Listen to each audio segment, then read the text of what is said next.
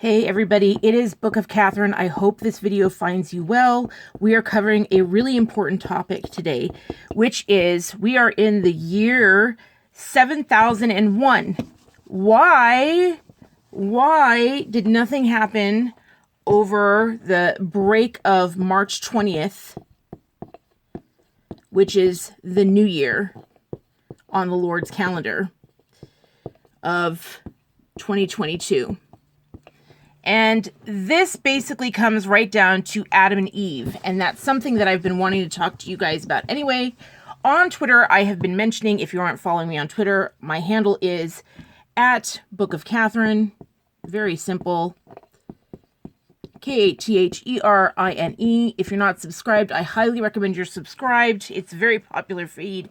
So over on Book of Catherine, I have talked about May 6th. I have mentioned this May 6th date over and over again. And I've said, oh, that's the date of the fall. Now, what does that have to do with our calendar and the second coming? And basically, this is what it has to do with it. Okay, so let me just break it all down to you. So, way back in the garden, let's just say there are two beautiful trees. I'm terrible at drawing trees. Okay, so there are two gardens. There was one garden, and there were two trees. And one was the forbidden fruit. And we know that to be the fig. Right? Jesus withered the fig tree and they put on fig leaves when they were embarrassed. And the second one was the tree of life. And that basically gave Adam and Eve everlasting life. So if you ate from this tree, and even today, if you eat from this tree, even though it's hidden, this will keep you alive forever, which is why we say that, Genesis does not say the earth was created in 10,000 years. Genesis is very clear, even though Genesis isn't the original Genesis, it's the one that Rabbi Zakkai made up in order to make the new religion that was anti-Christian, the Antichrist religion of Kabbalism and Judaism today. So really, if you want to find the real Genesis, go ahead and look up the book of the Cave of Treasures.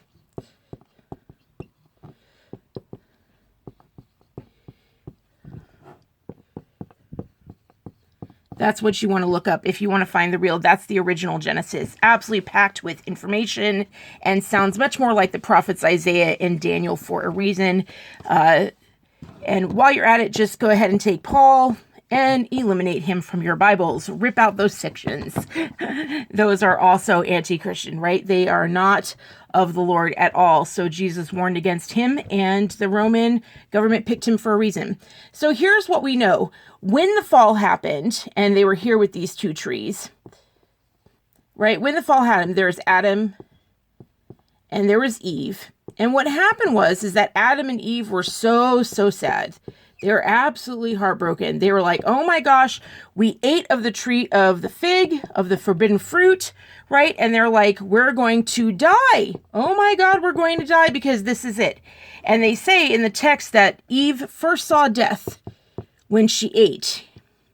That's the first time she'd ever seen death. And that's because they always used to eat from this tree, the tree of life. And we know that they lived for a very, very long time. In Genesis, there's a big segment where it says that they were created in the garden and then the fall. And in between that time, we know they had the tree of life, which is why for millions of years, Adam and Eve lived on earth before they ever fell. It took away. I mean, I want you to really think about it. Do you really think when there's only one rule?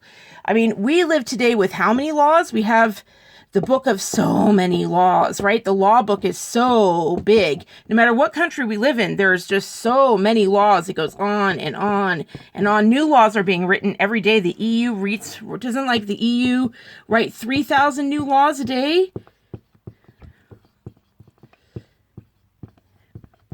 Now, if you lived in a land where they were like, hey, you can have freedom from all laws except for just one. You have one law only, and it's just don't eat fruit. Don't eat this fruit. This fruit, or you die. I mean, it's not just you'll be arrested, you'll die, right? You know, you will be no longer, you'll be introduced to death. How long would it take you to do that? How long would it take you to go ahead and eat it? It would take a very, very long time. And it took Adam and Eve millions of years, as the Earth records show, though we know now that carbon dating is full of crap. But that doesn't mean the Earth is 10,000 years old. There's no evidence to support that. So the evidence does support this timeline, however, that took me forever to find. So in the actual text, if you look back at the text that Rome deleted in conjunction with the Jews, you'll find that it's very clear that Adam pleaded with the Lord when they fell. Adam and Eve. It wasn't Eve who pleaded with the Lord. It was Adam. Adam gave this big plea to Lord, begged God for mercy. Right? Begged God for mercy. So begged. So Adam begged for mercy. And the Lord turned to the angels that were serving the Lord, who loved Adam and Eve. Angels had arrived, and they thought that Adam and Eve would be dead by the time they arrived. And instead, Adam and Eve were still alive. And God turned to the angels and said, now you'll see what a day means to me. And he promised Adam basically another week. He promised basically another week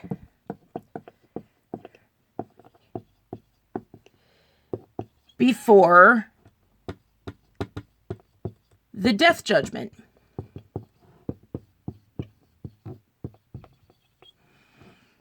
All right, so he promised another week. Now, you would think that means 7 days, right? And it does, except for one very important part. And that is that the Lord turned to the angels and said, now you'll see. Now you will see.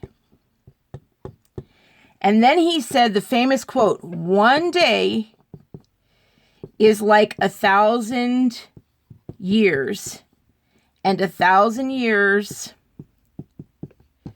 is like 1 day to me.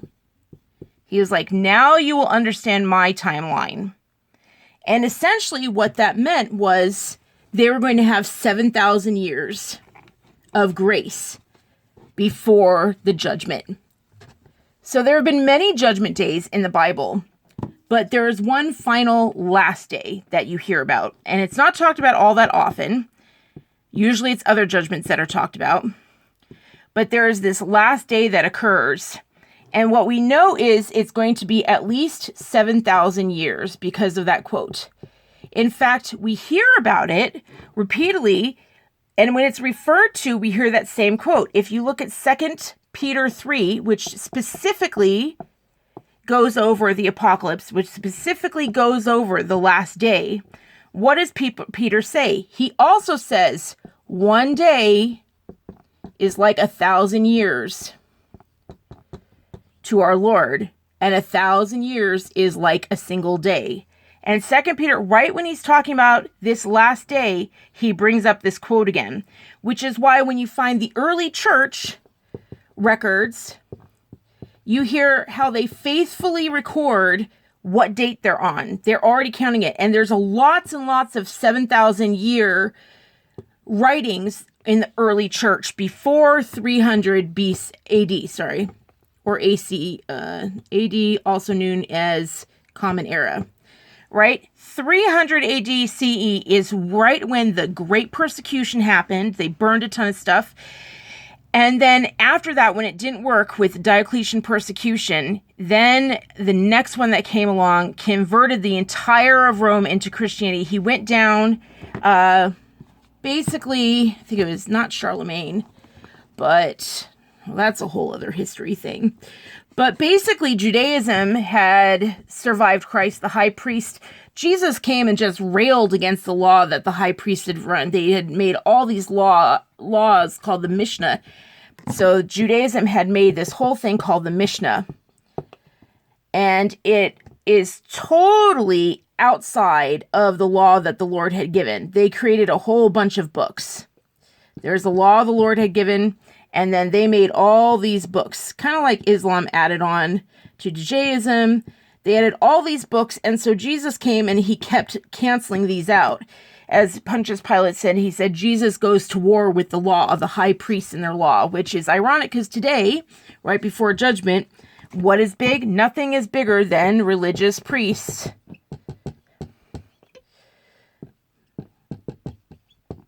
And their laws, right? How many religions are there around the world? And all they are is laws, laws, laws. They're not about giving back. They're all about new laws. And that's specifically what Jesus came and railed against. So we know that there's this 7,000 year grace period. So we have 7,000 years of grace that the Lord has given, at least.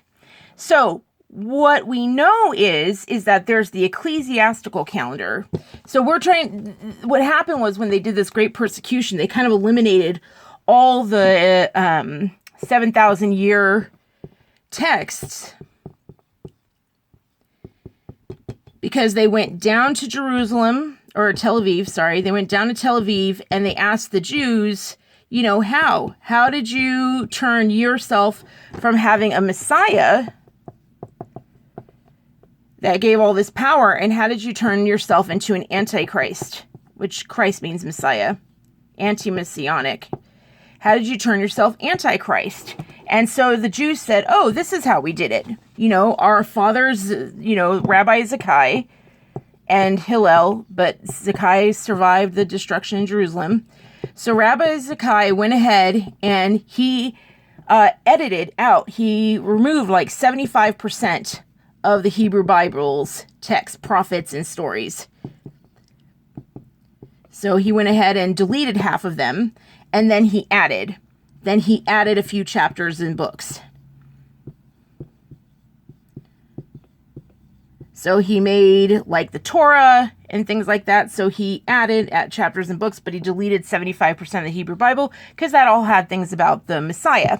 And so that's exactly what you'll find. The Roman Bible which is when people get the Bible today, the Bible also is missing 75% of its prophets and its texts in the Old Testament. And then the New Testament added 13 chapters by 13 books by Paul.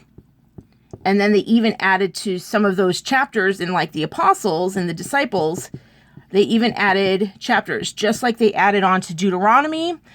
Just as the Jews added on to Deuteronomies, so did Rome add on to like books of 2 Peter.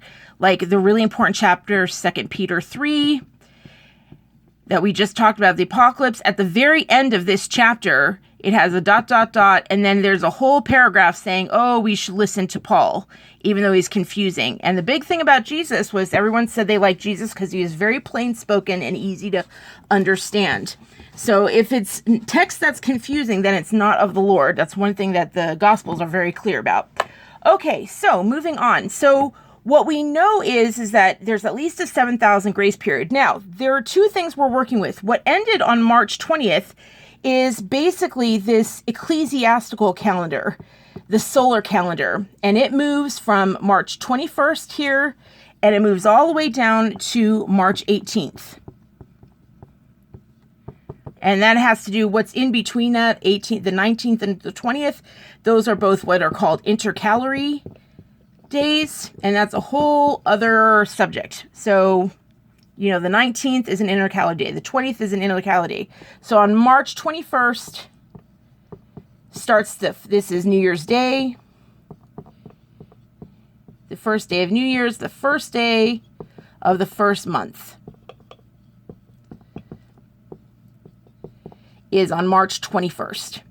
Okay, so what we know is that on this is the ecclesiastical calendar, the one that goes from March 20th and goes on to maybe I'll just say March 21st, and goes on to March 18th.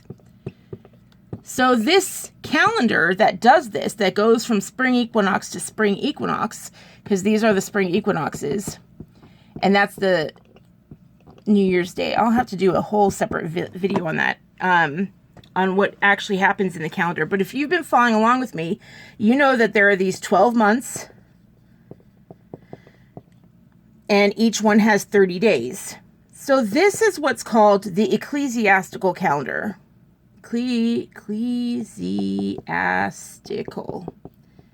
So when you follow along with me and you hear me say something like, oh, we're on the 3rd day of the 1st month, you're hearing me refer to this ecclesiastical calendar of 12 months with 30 days.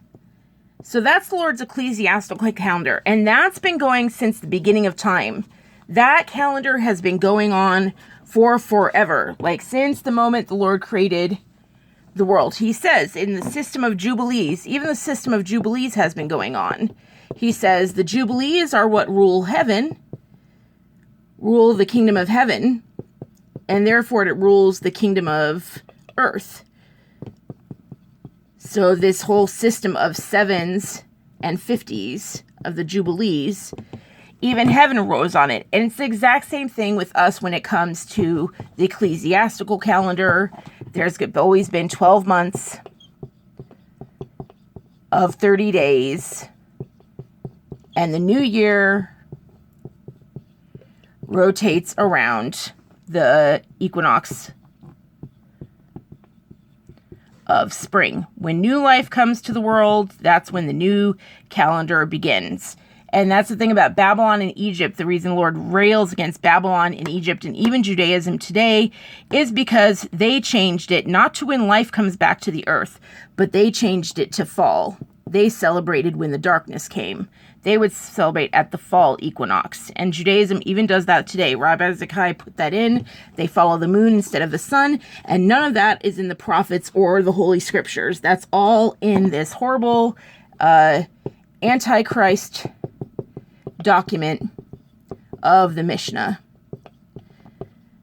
But quite frankly, you know, the fact that we don't even have the calendar anymore. The Dead Sea Scrolls are really, really helpful when it comes to this kind of stuff. The Dead Sea Scrolls are from the First Temple. And you can read about how they were buried in Baruch, the book of Baruch. He writes all about how the Qumran scrolls were buried by the angels there. And that they wouldn't be opened until the last days. So the fact that they found the Qumran scrolls in the last 70 years tells us that we're definitely coming to the end. Very, very interesting stuff. So we are living on this ecclesiastical calendar. So when it came to March 20th of 2022, we ended the 7,000th ecclesiastical year.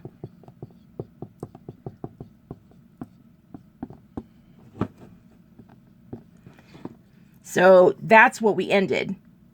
But that doesn't mean we came to the 7,000th year since the fall. The fall didn't happen on March 20th. The fall, if this is March 21st, the fall, and this is over here, March 18th of the next year, the fall happened all the way over here. It happened on May 6th.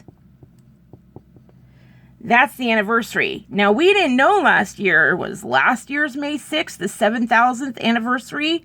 Or was this year's 7,000th anniversary? What we knew was that it's the 7,000th year since the ecclesiastical calendar, since the fall. And I always said this, the Lord will lean towards grace. He'll go as far as he can go before giving us the death judgment that Adam and Eve earned 7,000 years ago. So what we're coming up on March 6th, we now know is going to be the 7,000th anniversary of the fall. Now we know that it wasn't until sometime in June that Adam and Eve actually left the garden. So for all we know, this is when somewhere in between May 6th and June, somewhere in between these dates is when this covenant was made of the 7 days. And even in that, he said in the fifth day that the Messiah will come. And that's why Jesus came right around the 5,000th year since the fall.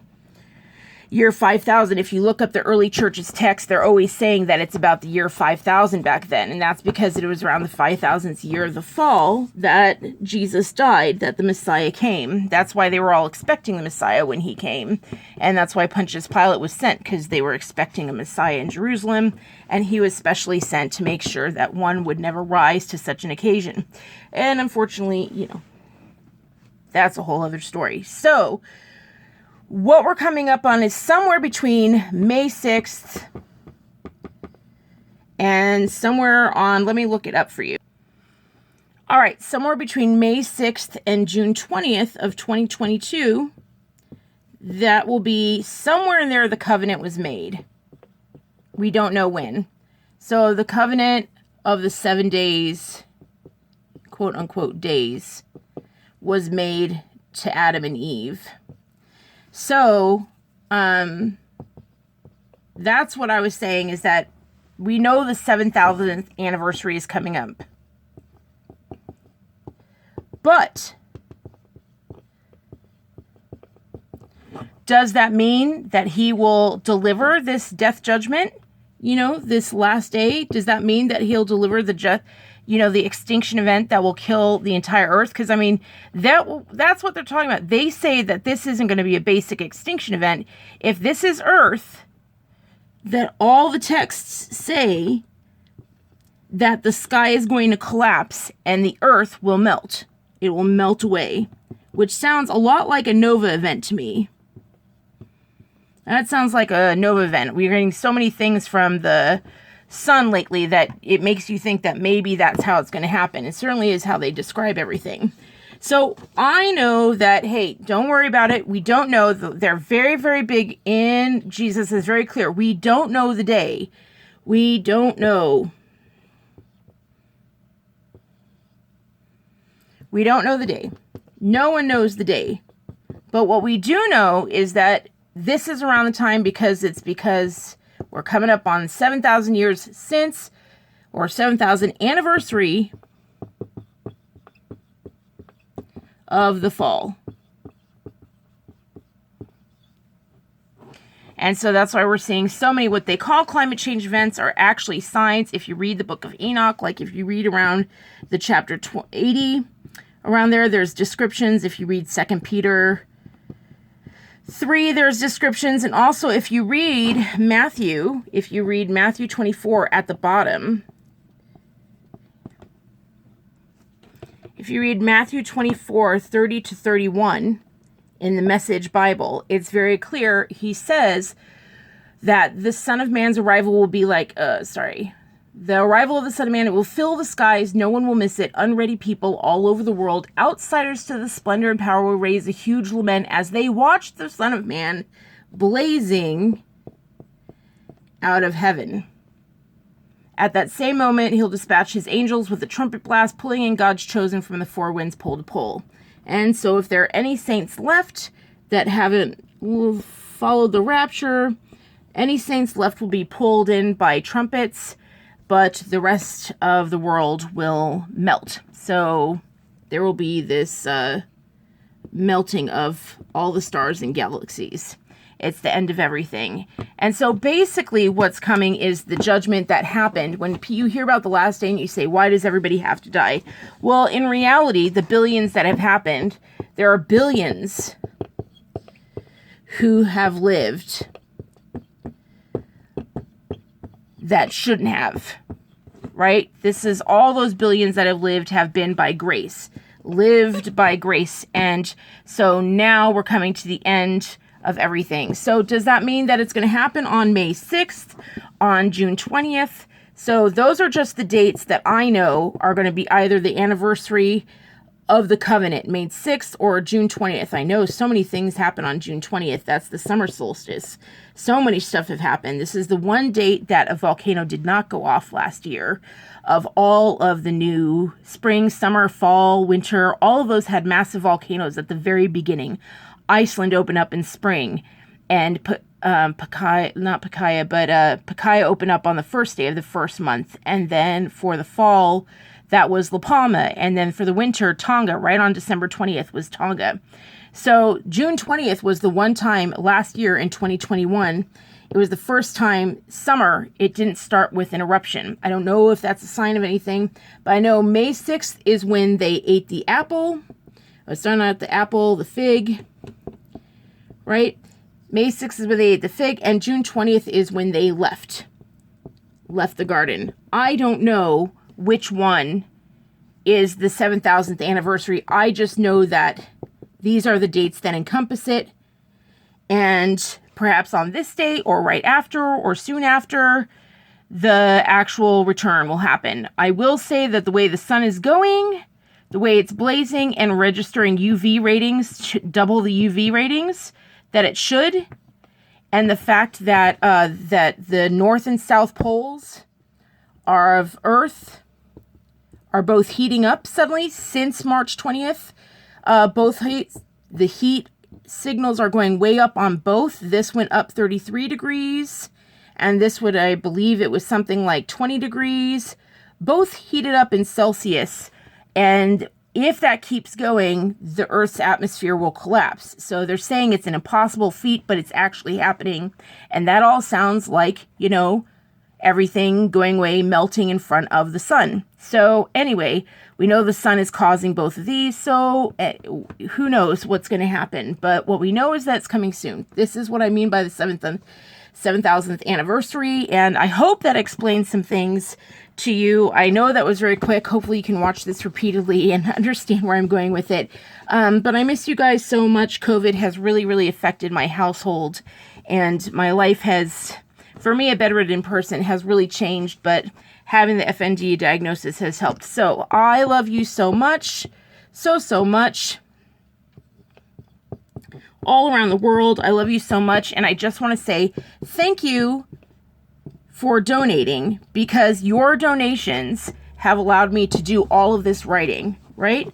The fact that I can say, oh, love, Catherine. The fact that I can do that is because of you guys. You are a miracle. Thank you for your donations all around the world. The $1 a month is changing my life. I wasn't able to write this as of last 2019, and I'm able to do all this because of you. Mwah. I give you X's and O's. I love you so much. Talk to you guys on the next one. Mwah.